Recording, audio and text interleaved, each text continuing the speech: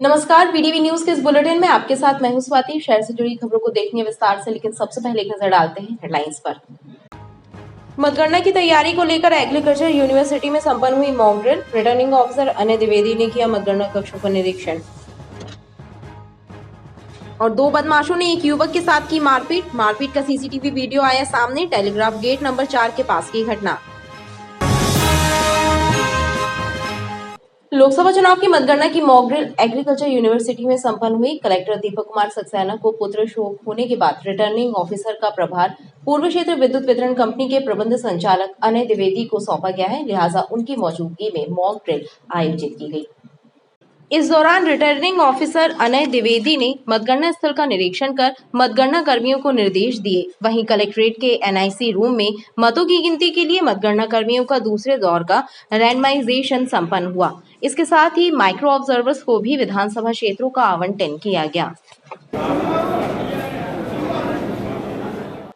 4 जून को agriculture university में होने वाली मतगणना के दौरान सुरक्षा के कड़े इंतजाम रहेंगे। मतगणना स्थल पर होमगार्ड और एसडीआरएफ के जवान भी तैनात रहेंगे। डिस्ट्रिक्ट कमांडेंट के अनुसार होमगार्ड के 50 जवान मतगणना स्थल पर भेजे गए हैं।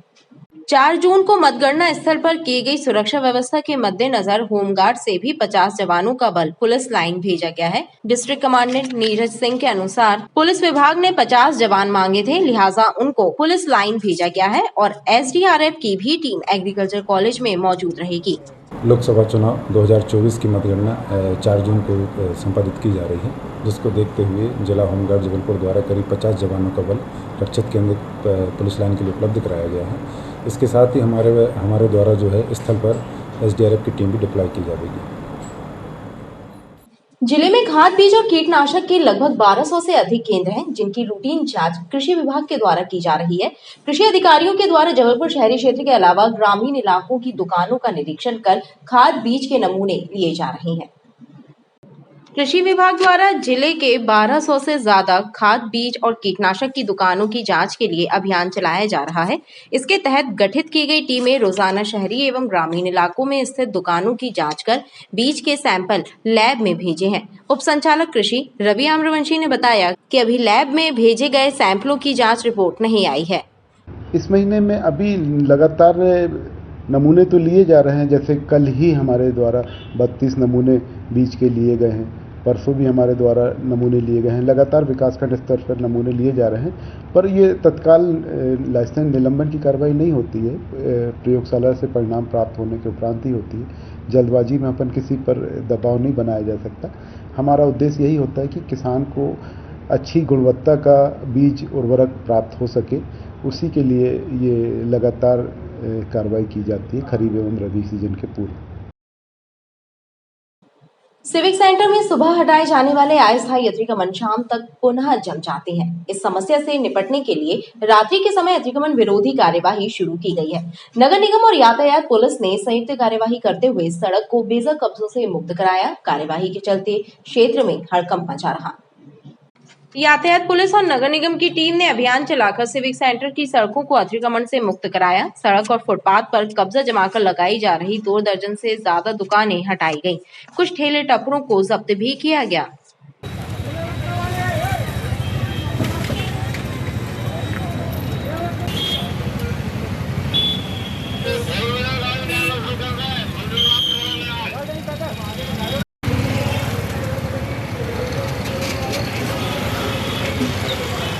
हमारे अतिरिक्त पुलिस अधीक्षक यातायात उनके निर्देशन में इसी तरीके से ट्रैफिक व्यवस्थित करने के लिए छोटे छोटे जोन बनाए जा रहे हैं। उस जोन में 7 दिन तक लगातार कार्रवाई चलती है। ऐसी दुकानें जिसके कारण यातायात बाधित होता है उनको हटाने की कार्रवाई ने जो जोन बनाया हुआ है, जो कि 1 तारीख तक हमारा चलेगा, वो अपना करमचंद चौक से लेकर तुलाराम और तुलाराम से ओमती तक।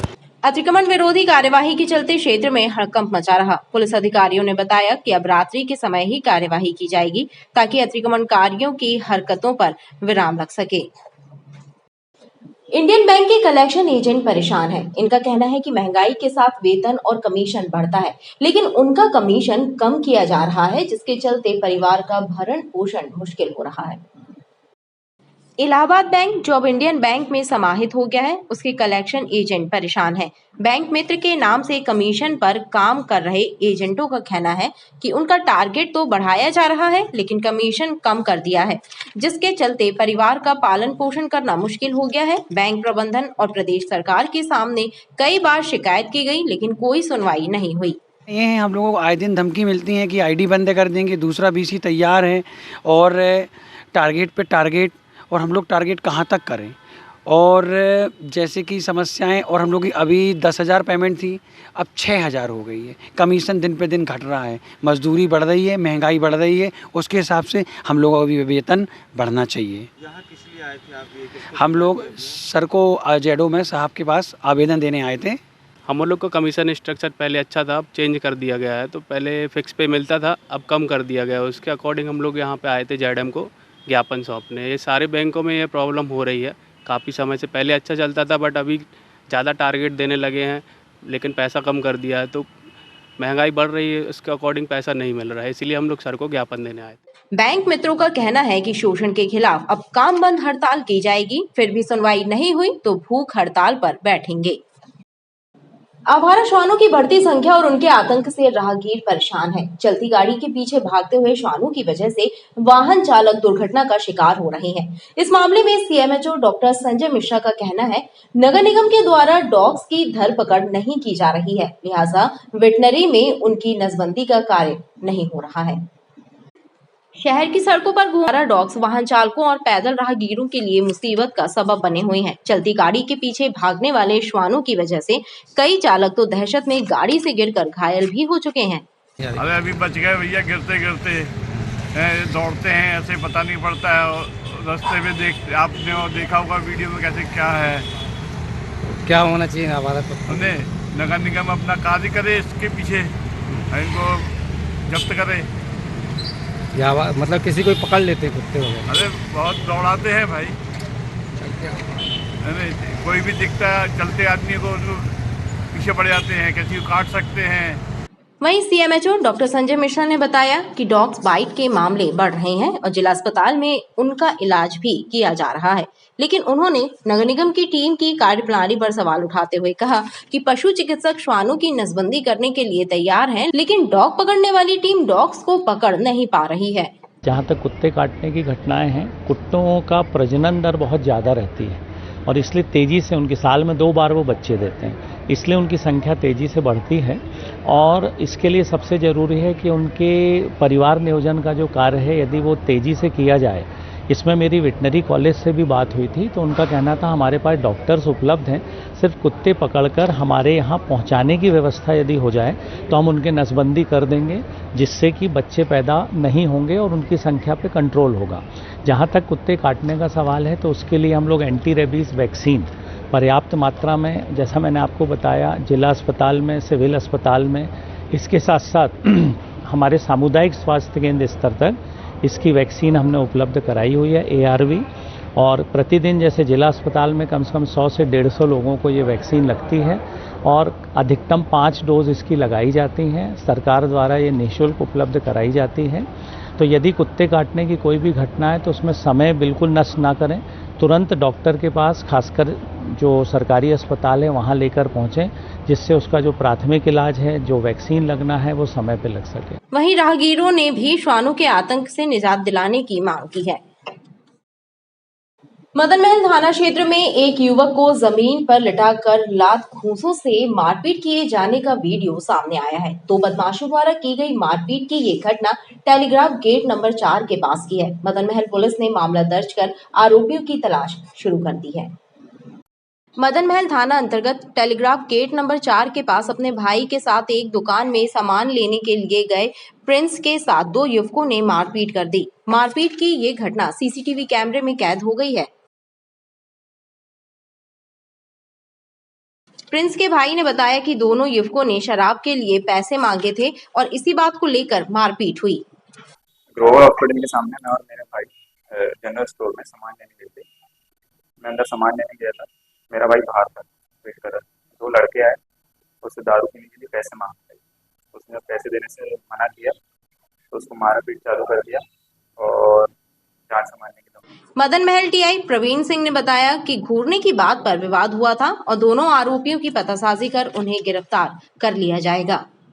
प्रिंस जायसवाल जो कि ओमती निवासी है, उसने रिपोर्ट दर्ज कराया है कि उसके साथ 2 अज्ञात लोगों ने मारपीट की गई है। घटना पूर्ण रूप से ये है कि वो किसी को घूर रहा था या सामने वालों ने आरोप लगाया, इसी पर से विवाद हुआ है और उसको चेहरे पे चोट आई है, जो कि जबलपुर हॉस्पिटल में एडमिट हुआ था, जिसके तरफ से रिपोर्ट पंजीबद्ध की गई है मारपीट की और विवेचना की जा रही है। रिपोर्ट अज्ञात व्यक्तियों के खिलाफ लिखाई गई है, बट जानकारी मिली कि दोनों के नाम सामने आए हैं, जिनको जल्द से जल्द गिरफ्तार कर लिया जाएगा। प्रिंस को इलाज के लिए अस्पताल में भर्ती कराया गया है। सीलिंग का काम करने वाले शांतिनगर निवासी एक युवक की संदिग्ध मौत के मामले में युवक के परिजनों ने हत्या की आशंका जताते हुए एसपी से निष्पक्ष जांच कराने की मांग की है। मृतक के परिजनों का आरोप है कि 29 मई को ग्राम चौहटा में सीलिंग का काम करने के दौरान ही कुछ घटना हुई है। दमोनाका शांतिनगर में रहने वाले 29 वर्षीय दीपक की ग्राम चौहटा में सीलिंग का कार्य करने के दौरान संदिग्ध परिस्थितियों में मौत हो गई थी। दीपक के परिजनों ने हत्या की आशंका जताते हुए एसपी से मुलाकात की और इस मामले की निष्पक्ष जांच कराने की मांग की। परिजनों ने बताया कि दीपक 28 एवं 29 मई को ग्राम चौहटा गया था और 29 मई को रात को उन्हें उसकी मौत की खबर मिली। मेरे बेटे के संगे बुला के घर से बुलाया गया, फोन में बुला के उनने करंट लगा के मारे हैं जो भर के 10 आदमी मिलके।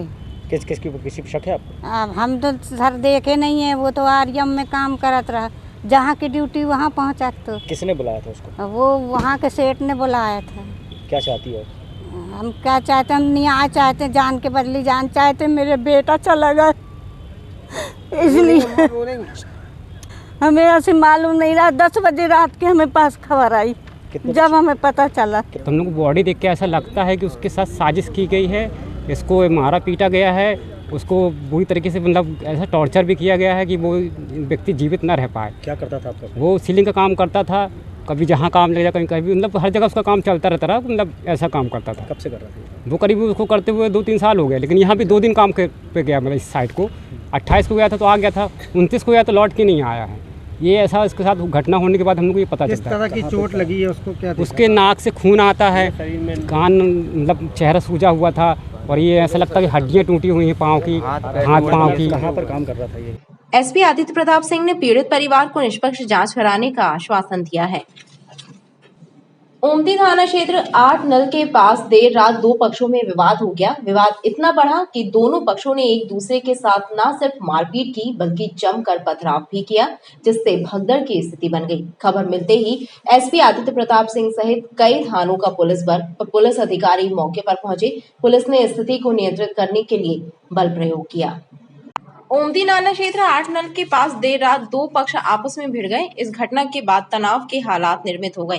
देखते ही देखते दोनों पक्षों में जमकर मारपीट होने लगी और दोनों पक्षों ने एक दूसरे पर जमकर पथराव करना शुरू कर दिया, जिससे भगदड़ मच गई। घटना के दौरान भीड़ ने गाड़ी में आग भी लगा दी। खबर मिलते ही कई थानों का पुलिस बल और आधा दर्जन से ज्यादा पुलिस अधिकारी मौके पर पहुंच गए। पुलिस ने स्थिति को नियंत्रित करने पहले तो बल प्रयोग कर भीड़ को खदेड़ दिया और फिर पूरे इलाके को पुलिस छावनी में तब्दील कर दिया।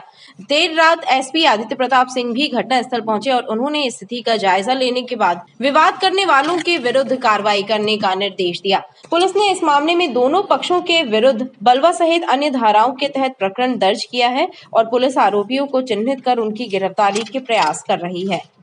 कल छोटी ओमती में 2 गुटों में आपसी रंजिश को लेकर विवाद हो गया था, जिसमें एक पक्ष राहुल यादव की ओर से 20 नामजद व्यक्तियों और 10-15 अन्य के खिलाफ बलवा और मारपीट का अपराध पंजीबद्ध किया गया है तथा दूसरे पक्ष कृष्ण गोपाल सोनकर की ओर से 21 नामजद व्यक्तियों और 10-15 अन्य के खिलाफ बलवा और मारपीट का अपराध पंजीबद्ध किया गया है।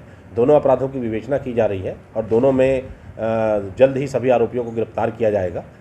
छोटी ओमती के आसपास गश्त और पेट्रोलिंग लगातार की जा रही है और बदमाशों की धरपकड़ भी की जा रही है। पुलिस द्वारा एहतियात के तौर पर क्षेत्र में पुलिस बल तैनात किया गया है। बहरहाल स्थिति सामान्य बताई जा रही है। खबरें लगातार जारी हैं, आप देखते रहिए BTV न्यूज़।